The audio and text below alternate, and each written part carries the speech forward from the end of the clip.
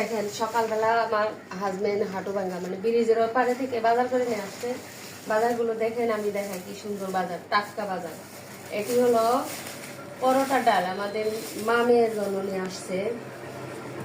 আর এগুলো হলো ধুমরা, দেখেন একবারে তাজা। গৃহস্থ মানুষ তো বুঝেন, মানে বাড়ির আশেপাশে চাষ করে অল্প জাংলা জুংলা দিয়ে। এই যে টাটকা বরবটি,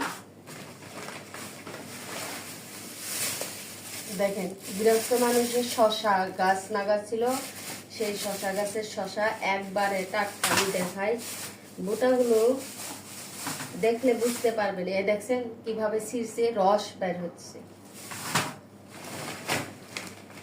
ওয়াও, কি সুন্দর একটা লাউ, লাউটা সেই সুন্দর।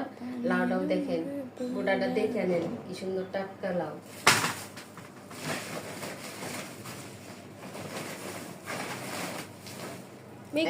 বেগুনও টাটকা, দেখছেন বুটাগুলো দেখে নেন। সবার কাছে বলি, যদি বাজার করেন হাটুভাঙ্গা ব্রিজের এখানে বাজার করবেন না। কি কারণ, সেখানে সপ্তাহের বাজার সপ্তাহ পলিথিন দিয়ে দাইকে দুকে রাইখা দেয়, বাজারগুলো একটু নষ্ট হয়, কালো সাইজের হয়। ওই বাজার না নিয়ে এসে হাটুভাঙ্গা নদীর ওই পারে একটা বাজার আছে, ওই বাজারে গিয়ে বাজার করবেন। গৃহস্থ মানুষের বাজার পাবেন, টাটকা বাজার পাবেন। সেই টাটকা জিনিস খেতে খুব ভালো লাগে, স্বাদ আছে। আর সার ছাড়া, গৃহস্থ মানুষের জিনিস কিনবেন সার ছাড়া। আর এখানে জিনিস কিনবেন, অনেকে আবাদ করে তারপরে ফর্মুলার দিয়ে রাখে।